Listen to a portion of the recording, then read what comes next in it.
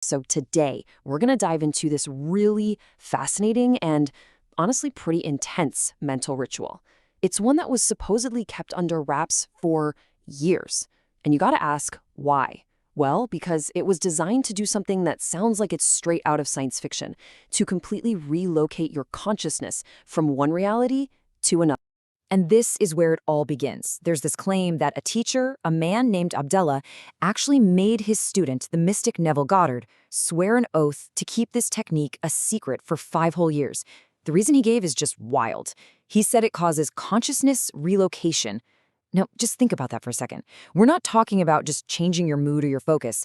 We're talking about a fundamental relocation of your very awareness. This isn't about wishing for something. It's about shifting where you fundamentally are. So you have to wonder, right? What was this technique? And why on earth was it considered so powerful that it had to be kept a secret?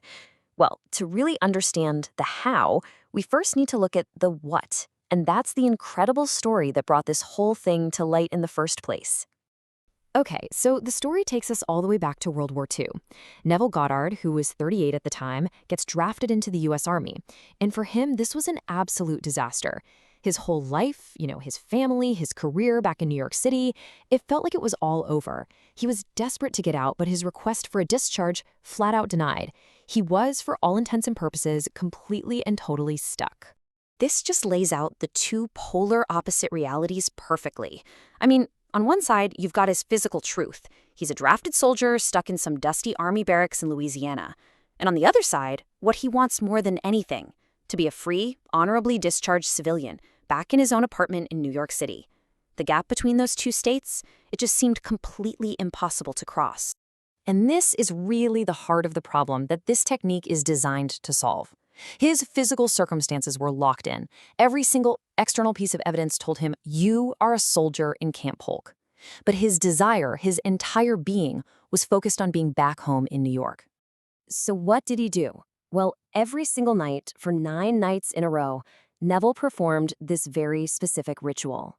Lying there on his army cot, he decided he wasn't just going to think about his apartment, he was going to mentally sleep there. In his imagination, he would feel himself climbing into his own bed in his own room back in New York. He just did this over and over. And then, on the 9th day, something that seems impossible happened. His commanding officer, for no clear reason at all, just reverses the decision and grants him an honorable discharge. I mean, an outcome like that just seems to defy all logic, doesn't it? A denied request is suddenly approved for no apparent reason. So this brings us right back to the million-dollar question. What exactly was he doing for those 9 nights? What was this secret ritual that somehow seemed to bend reality? The technique is actually called the 2 chairs ritual, and it's the foundation of what Abdullah called consciousness relocation.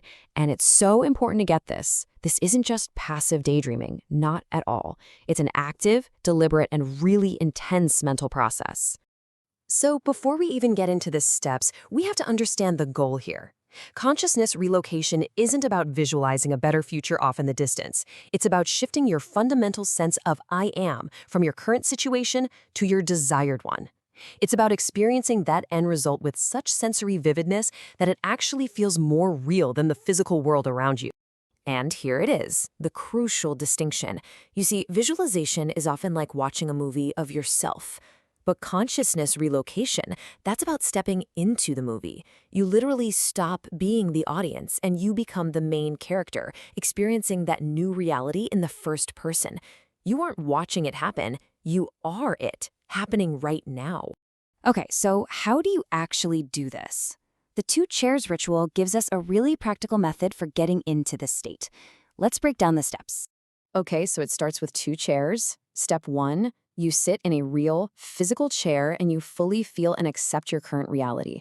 Then for step 2, you imagine a second chair in the room, and this one represents your goal. Now, step 3 is the critical move. It's called the snap. It's not a slow, gradual shift. It is a sudden, decisive jump in your imagination from that first chair into the second one. And once you're there, step 4 is all about assumption. You inhabit that second chair, feeling the new reality with all your senses until it feels more real, more present than the actual room you're physically sitting in. This really captures the whole process perfectly. The goal is to tip the scales of reality. The work is truly done when the feeling of being in that second desired reality becomes more solid and more real to you than the physical world around you. That, right there, is the tipping point where the change begins. So let's just zoom out for a second. If a purely internal process like this can create such a dramatic external change, like it seems to have done for Neville, what does that suggest about the very nature of our reality itself? The radical premise here is that our true location in the world isn't defined by the coordinates of our physical body. It's actually defined by the focus of our consciousness. The body, according to this whole philosophy, is just sort of an anchor, but our awareness, that's the pilot.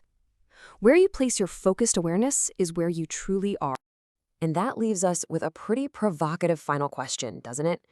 If the center of our being isn't our body, but our focused consciousness, then where are you, right now, in this very moment? Are you simply where your body happens to be, or are you where your attention truly lives?